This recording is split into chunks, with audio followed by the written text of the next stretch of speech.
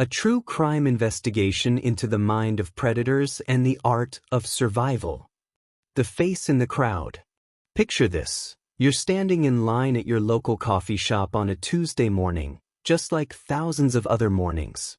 The barista calls out orders, steam hisses from the espresso machine, and conversations blend into a comfortable hum. Behind you, a man in a well-pressed shirt checks his phone. He smiles politely when you accidentally bump into him. He even holds the door open as you leave, offering a cheerful, "Have a great day." What you don't know, what you can't know, is that this same man spent his weekend meticulously planning his next kill. That behind his everyday facade lies a predator whose very survival depends on his ability to blend seamlessly into the fabric of normal society. This is the terrifying reality of serial killers. They don't announce themselves with wild eyes and blood-stained clothing. They don't lurk exclusively in dark alleys or abandoned buildings. They shop at your grocery store, work in your office building, and smile at you in elevators.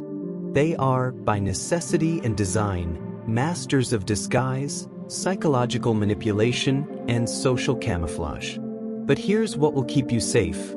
While serial killers are expert manipulators, they are not supernatural beings. They follow patterns, exhibit tells, and make mistakes. They rely on specific psychological tactics to identify, approach, and isolate their victims. And most importantly, they depend on our complacency, our politeness, and our unwillingness to trust our instincts. Over the next several thousand words, I'm going to take you deep into the criminal mind, not to sensationalize these monsters, but to arm you with knowledge that could save your life. We'll explore real cases, dissect proven methodologies, and most critically, learn to recognize the red flags that even the most sophisticated predators cannot completely hide. Because the truth is this: serial killers are counting on your ignorance. They bank on your politeness. They exploit your trust. But knowledge is power, and awareness is armor. Let's begin. Inside the predator's mind, understanding the hunter. To protect yourself from a serial killer, you must first understand how they think, how they operate, and what drives their horrific compulsions. This isn't about becoming fascinated with evil, it's about survival through education. The anatomy of a serial killer. Dr. Robert Hare, the renowned psychologist who developed the PCLR, Psychopathy Checklist Revised, describes psychopaths as intraspecies predators. This clinical term captures a crucial truth. Serial killers view other human beings not as fellow people deserving of empathy and respect, but as objects to be manipulated, controlled, and ultimately consumed. Serial killers typically exhibit what forensic psychologists call the dark triad of personality traits: psychopathy, narcissism, and Machiavellianism. Let's break these down. Psychopathy manifests as a complete lack of empathy, shallow emotions, and an inability to form genuine human connections. These individuals can mimic emotional responses with startling accuracy, but underneath lies a profound emptiness where normal human feelings should exist. Narcissism drives their grandiose sense of self-importance and entitlement. They believe they are superior to others and therefore have the right to do whatever they please. This narcissism often manifests as charm and confidence, traits that can be surprisingly attractive to potential victims. Machiavellianism refers to their strategic, manipulative approach to human interaction. Every conversation, every gesture, every smile is calculated to achieve a specific goal. They are always several moves ahead in a chess game where other people are merely pawns. The victim selection process. Perhaps the most chilling aspect of serial killer psychology is how methodically they select their victims. This isn't random violence, it's a calculated hunt that follows specific patterns. Vulnerability assessment. Serial killers are experts at identifying vulnerability. They look for people who appear isolated, distracted, or emotionally vulnerable. This might be someone walking alone at night, someone who appears intoxicated, someone having a visible argument on their phone, or someone who simply looks lost or confused. Accessibility. They evaluate how easy it would be to approach and isolate a potential victim. Someone surrounded by friends in a crowded area is less appealing than someone walking to their car alone in a parking garage. Perceived risk. They constantly calculate the risk-to-reward ratio. A victim who might be quickly missed, someone clearly heading home to family, or who might pose physical resistance, someone who appears alert and physically capable, is less attractive than someone who seems disconnected from others or appears passive. Symbolic significance. Many serial killers are driven by specific fantasies or psychological needs that make certain types of people more appealing targets. This might be based on physical appearance, age, profession, or even something as specific as clothing style or hair color. The approach strategies. Once a serial killer has identified a potential victim, they employ sophisticated psychological tactics to make initial contact. Understanding these approaches is crucial for your safety. The authority figure. Some killers impersonate or actually work in positions of authority: police officers, security guards, maintenance workers, or medical personnel. They exploit our natural tendency to comply with authority figures. Ted Bundy famously used fake police badges and cast-covered arms to appear non-threatening while portraying authority. The helper. This approach involves appearing to need assistance or offering help. The killer might ask for directions, claim their car has broken down, or offer to help carry something heavy. This exploits our natural human tendency toward helpfulness and reciprocity. The charmer. Some killers rely on their superficial charm and social skills to approach victims. They might strike up conversations in bars, coffee shops, or social settings, gradually building rapport and trust before suggesting a change of location. The victim. Particularly manipulative killers sometimes portray themselves as victims in need of rescue. They might claim to be hurt, lost, or in danger, appealing to potential victims' empathy and protective instincts. The psychology of manipulation. Serial killers are masters of psychological manipulation, employing techniques that can work on even intelligent, educated, and normally cautious individuals. They understand human psychology better than most trained therapists, having spent their entire lives studying how to exploit human weaknesses. Mirroring. They become experts at reading people quickly and reflecting back what that person wants to see. If you seem intellectual, they become intellectual. If you value kindness, they appear exceptionally kind. This creates a false sense of connection and compatibility. Love bombing. In cases where the killer has extended contact with their victim, they might employ intense, overwhelming displays of affection and attention. This creates psychological dependency and clouds judgment. Gaslighting. They subtly manipulate their victim's perception of reality, making them doubt their own instincts and judgment. This is particularly effective because it exploits the very intuition that might otherwise protect the victim.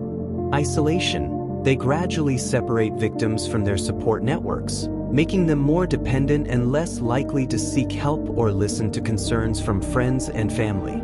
The red flags, warning signs you must never ignore. The difference between becoming a victim and staying safe often comes down to recognizing warning signs early and trusting your instincts. Serial killers may be skilled manipulators, but they cannot completely hide their true nature. Let's examine the specific behavioral patterns and red flags that should immediately put you on high alert. Immediate physical warning signs. The predatory stare. Most people make brief, natural eye contact during conversation. Predators often exhibit an intense, unwavering stare that seems to penetrate rather than simply look. This stare is assessing, calculating, and lacks the warmth of normal human interaction. Victims frequently describe feeling studied rather than seen. Inappropriate proximity. Normal social interaction involves respecting personal space.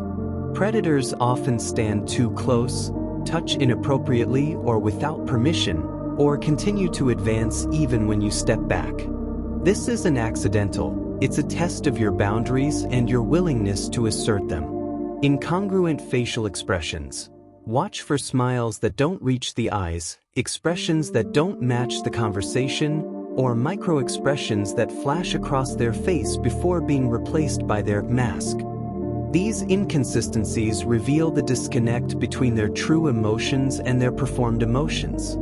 Excessive grooming behaviors. Some killers exhibit nervous behaviors like excessive hair touching, lip licking, or fidgeting when they're in hunt mode. While these could be normal nervousness, in combination with other red flags, they might indicate predatory excitement. Conversational red flags. Information fishing. Be extremely wary of someone who asks many personal questions while revealing little about themselves. They might ask about your living situation, work schedule, relationship status, or daily routines under the guise of friendly conversation. This information gathering is often methodical and purpose-driven. Boundary testing. Predators test boundaries through conversation before testing them physically. They might make inappropriate comments to see how you react, tell disturbing stories to gauge your response, or push conversations into uncomfortable territory. Your reaction tells them how far they might be able to push you later. Love bombing through conversation, excessive compliments, claiming instant connection, or declaring you special or different within minutes of meeting should raise immediate red flags. This is psychological manipulation designed to create false intimacy and lower your defenses. Inconsistent stories. Pay attention to details. If someone's story about their job, their past, or their current situation keeps changing or doesn't quite add up, this could indicate deception. Most people tell consistent stories about their lives because they're true.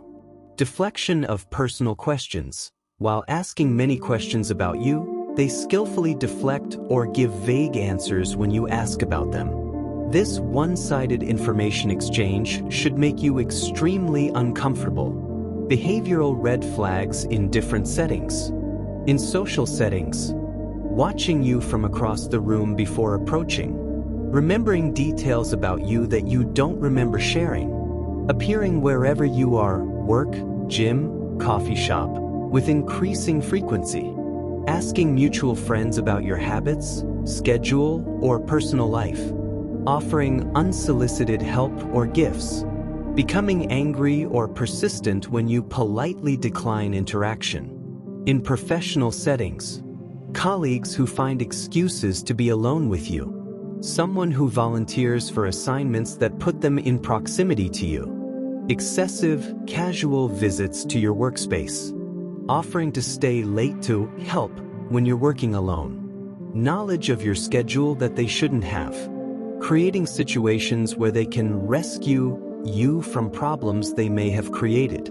In dating scenarios, pressure to meet somewhere private on the first date, reluctance to meet your friends or introduce you to theirs, checking your phone, following your social media obsessively, showing up uninvited to places you mentioned you'd be, gifts that are too expensive or intimate for the stage of relationship, anger or manipulation when you try to slow things down. The most dangerous red flag, intuitive discomfort. Perhaps the most important warning sign is your own intuitive response. If someone makes you feel uncomfortable in a way you can't quite articulate, if something feels off despite their apparent normalcy, if you find yourself making excuses for their behavior or talking yourself out of your concerns, listen to that voice.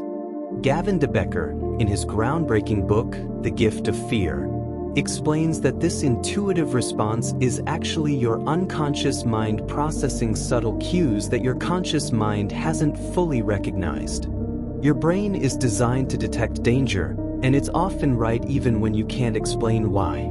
Serial killers count on your politeness, your rationalization, and your unwillingness to seem rude or paranoid. They exploit your tendency to give people the benefit of the doubt. But your life is worth more than social politeness. Case study: the mask of normalcy. Consider the case of Dennis Rader, the BTK, bind, torture, kill, killer who terrorized Kansas for decades. Rader was a church president, a Boy Scout leader, a family man, and a compliance officer for the city. He appeared to be the epitome of suburban normalcy. However, those who knew him well reported subtle red flags: his rigid need for control, his explosive anger over minor infractions, his detailed knowledge of his neighbors' schedules and habits, and his inappropriate interest in others' personal lives. Most tellingly, several people reported feeling creeped out by him without being able to explain why. These subtle warning signs existed alongside his public facade. The people who might have been his victims, and some who nearly were, later reported that something about him didn't feel right, even when they couldn't articulate what was wrong. High-risk situations and environments. Understanding when and where you're most vulnerable is crucial for staying safe. Serial killers are opportunistic predators who exploit specific situations where potential victims are isolated, distracted, or otherwise vulnerable. Let's examine the most dangerous scenarios and how to navigate them safely. The vulnerability of routine. One of the most dangerous aspects of modern life is the predictability of our daily routines. Serial killers are patient observers who study potential victims over time, learning their patterns and identifying opportunities. Commute patterns. Your daily travel routes become predictable. Killers may notice that you always take the same route home, always stop at the same gas station, or always park in the same area. Edmund Kemper, the co-ed killer, spent months learning the routines of college students before striking. Exercise routines, jogging routes, gym schedules, and regular outdoor activities create patterns of vulnerability. The baseline killer in Phoenix specifically targeted women during their exercise routines because they were alone, focused on their activity, and following predictable paths. Work schedules. Killers often target people during shift changes, particularly those who work late hours or have jobs that require them to be alone. Healthcare workers, retail employees, and office workers who stay late are particularly vulnerable during these transition times. High-risk locations. Parking structures. These represent one of the highest-risk environments for serial killer attacks.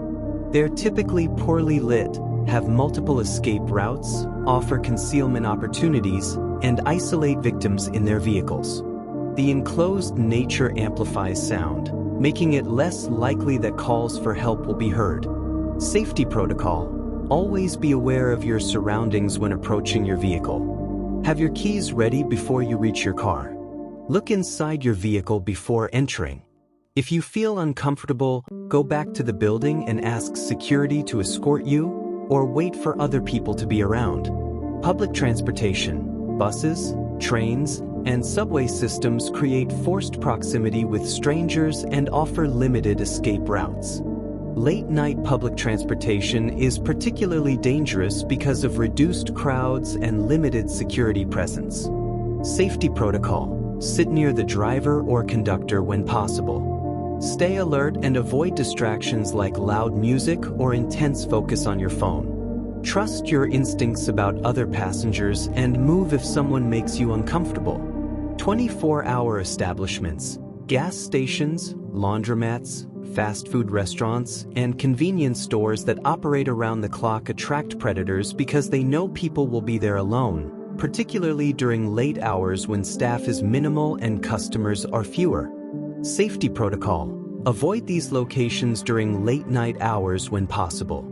If you must visit them, be quickly purposeful rather than lingering.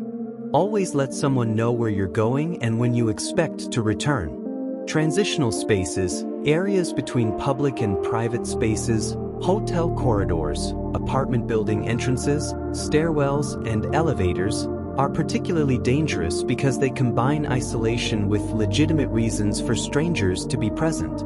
The digital age vulnerabilities. Modern technology has created new hunting grounds for predators, and understanding these digital vulnerabilities is crucial for your safety. Social media oversharing. Posting real-time locations, regular schedule updates, or personal details creates a roadmap for predators. They can learn your routines, your relationships, your vulnerabilities, and your schedule without ever meeting you. Dating apps. Online dating platforms have become hunting grounds for predators who can create false identities and cast wide nets for potential victims. The perceived legitimacy of these platforms can lower people's guard. Safety protocol.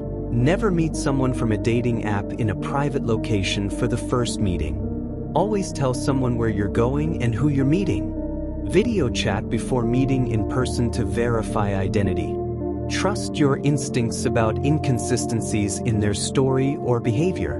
Location services. Many apps and services track and share your location data, potentially making this information available to people with malicious intent. This includes fitness apps that show jogging routes, social media apps that tag locations, and even seemingly innocent apps that request location permissions. Case study: the Interstate Killer. The case of the Interstate Killer demonstrates how predators exploit transition spaces and routine vulnerabilities. This killer specifically targeted truck stops and rest areas along major highways, knowing that people stopping there were typically alone, tired, and far from help. The killer would observe travelers, noting who appeared vulnerable, often women traveling alone, people who seemed tired or distracted, or anyone who appeared to be having car trouble. He would then create situations to approach them, sometimes offering help with directions or mechanical problems, other times simply engaging in seemingly innocent conversation. What made this case particularly instructive was how the killer exploited the social dynamics of these spaces.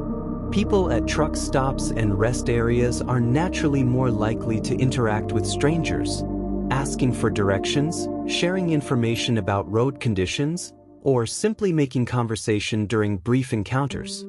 This social openness created opportunities for a predator to approach without seeming suspicious. The killer was eventually caught, but not before claiming multiple victims across several states. Interviews with survivors revealed consistent patterns. He always approached when they were alone, he appeared helpful and non-threatening, and he gradually steered conversations toward personal information about their travel plans and destinations. Environmental risk factors. Time of day. The hours between 10 p.m. and 4 a.m. represent the highest risk period for stranger-initiated violent crimes. During these hours, fewer people are around to witness or intervene, emergency response times may be longer, and potential victims may be impaired by alcohol or fatigue. Weather conditions. Severe weather creates additional vulnerabilities. Heavy rain, snow, or fog reduce visibility and make people more likely to accept help from strangers. These conditions also make it less likely that witnesses will be present or paying attention to their surroundings.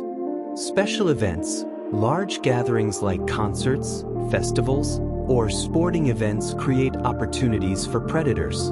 The combination of crowds, alcohol consumption, and the eventual dispersal of people, often alone or in small groups, to parking areas creates numerous opportunities for predators. Holiday periods. Certain times of the year see increased predatory activity. The period between Thanksgiving and New Year's is particularly dangerous. As people's routines are disrupted, they may be traveling to unfamiliar areas, and they might be more likely to let their guard down during celebratory activities.